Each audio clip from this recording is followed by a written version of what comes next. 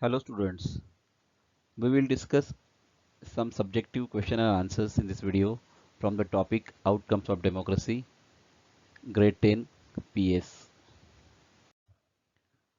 It is observed that 3 or 5 mark questions they regularly appear from this particular topic. So this is a very important topic for the study. This topic deals with the following points. The first is how do we assess the outcomes of democracy? Second thing, how the government is accountable, responsive and legitimate. Then third thing, we compare the democracies and dictatorship for economic growth and development. Then we discuss the reduction in inequality and poverty and how democracy deals with it. Then accommodation of the social diversity among the citizens. And last, dignity and the freedom of the citizens. So all these points, how democracy and dictatorship, they deal with them. These points are discussed in this particular lesson.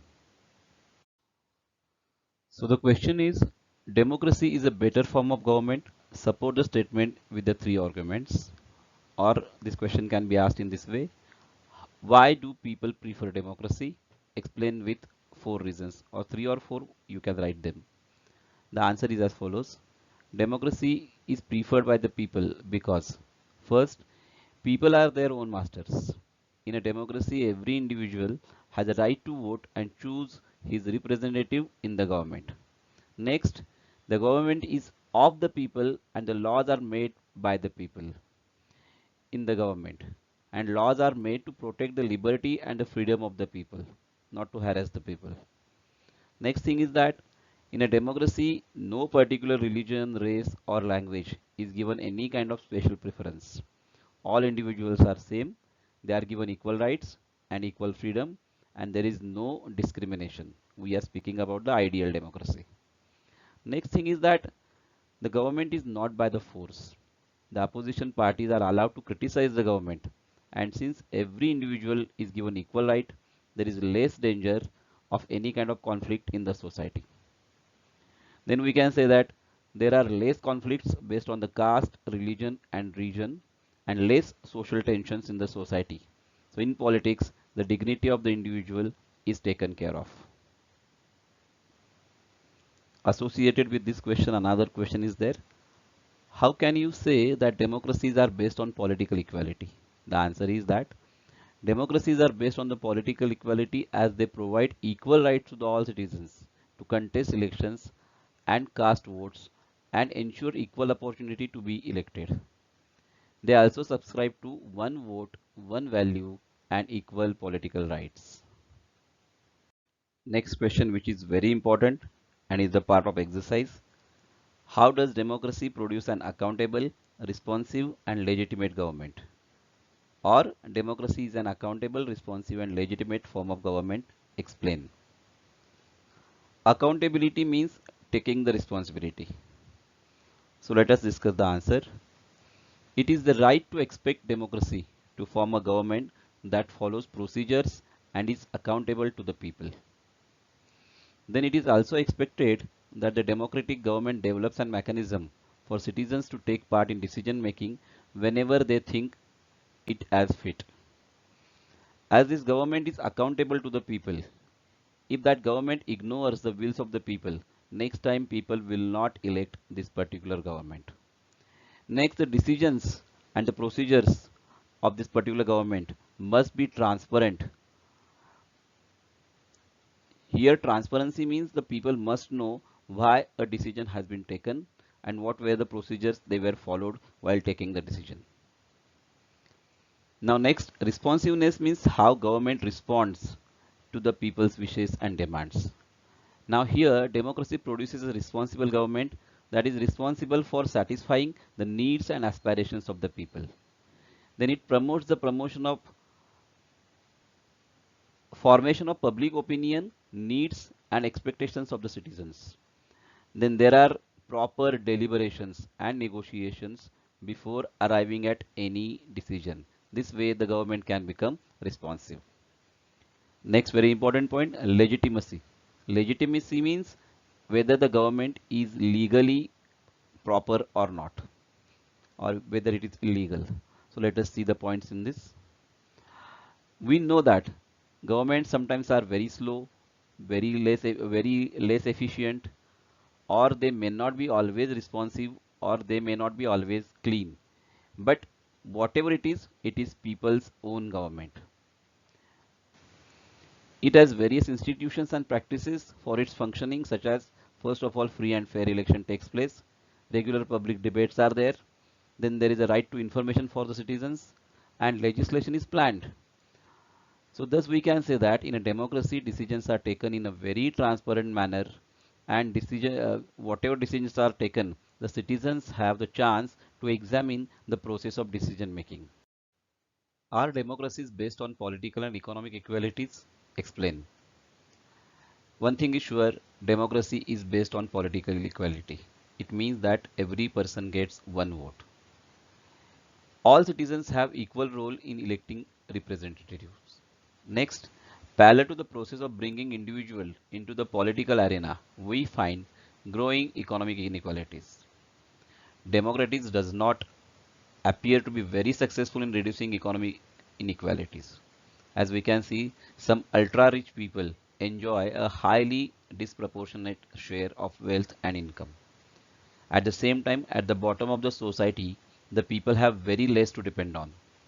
Sometimes it is very difficult to meet their basic needs of life, such as food, clothing, housing, education, and health. In the line with same question, another question is that evidence shows that in practice, many democracies did not fulfill the expectations of producing economic development in the country. Validate the statement with the help of relevant examples. Now we are taking the answer from the book itself.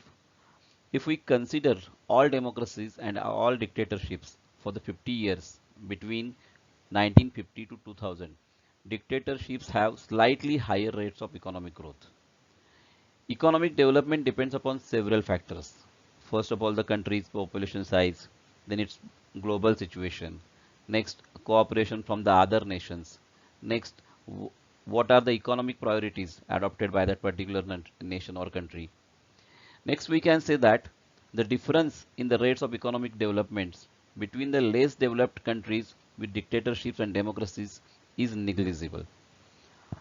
Next, overall, it cannot be said that democracy is a guarantee of economic development, but we can expect democracy not to lag behind dictatorships in this respect.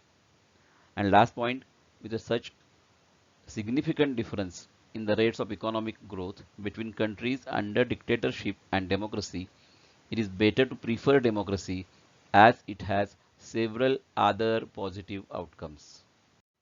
Next question is, have democracies been able to reduce poverty? Elaborate. The poor constitute a large proportion of our voters and no party will like to lose their votes. But we can see that yet democratically elected people or governments do not appear to be as keen to address the question of poverty as you would expect them to. The situation is much worse in some other nations like Bangladesh. You can see the half of the population is living in the poverty there. Next, people in several poor countries are now dependent on the rich countries even for food supplies. Fortunately, in India, we can see last 6 7 years the rate of poverty is declining very rapidly thanks to the current government. Next question: how do democracies accommodate various social divisions? Explain with examples. Now, democracies accommodate various social divisions and differences in the following ways. First of all, democracy usually develops a procedure to conduct a competition among the social divisions. It reduces the possibility of social tensions becoming very violent. Next thing, they evolve a mechanism to negotiate. No society can fully or permanently resolve the conflicts among the different groups, and democracies are the best suited to produce particular outcome. Next, democracy presents the general view. The majority always needs to work with the minority so that the government functions to represent a general view. That is why we can say that majority and minority they are together, and also we can say that majority and minority views are not always permanent. Next, democratic regimes do not suppress internal social differences. They do not turn a blind eye to such differences. Explain with examples how the dignity and the freedom of the citizens are best guaranteed in a democracy. Democracies throughout the world have recognized the fact that people should be treated with due respect. The passion for respect and freedom is the basis of democracy. Democracies recognize all individuals as equal, and this equality is a very big thing for the societies that have been built for a long based on the subordination and domination. Most societies across the world are male dominated, but democracies have created the sensitivity that equal treatment of women is necessary ingredient of a democratic society. Then we can say that caste-based inequalities and atrocities are not acceptable in the democracies. All these combined enhance the dignity and the freedom of the individual. Now next, a very commonly asked question. Discuss some merits and demerits of democracy in the light of your study of this chapter. Now merits. Now these merits we have learned in the 9th standard, so there is no need actually to again by heart them. Everybody knows, I feel that. The merits are like that. Promotes equality among citizens, enhances the dignity of the individual, improves the quality of decision making, provides a method to resolve conflicts, and allows rooms to correct mistakes. Now, what are the demerits? First of all, it takes a lot of time to follow procedures before deciding as compared to non-democratic governments. They are very fast in this. Next, most democratic countries fall short of elections that provide a fair chance to everyone and in putting every decision to public debate. For example, Pakistan, we can see this. Next, democratic examples governments do not have a very good record when it comes to sharing information with the citizens. It happens in many nations. Last but very important, democracies often frustrate the needs of the people and often ignore the demands of a majority of its population. Now, this particular question comes under the HOTS, higher order thinking skill. How are complaints treated as a testimony to the success of democracy?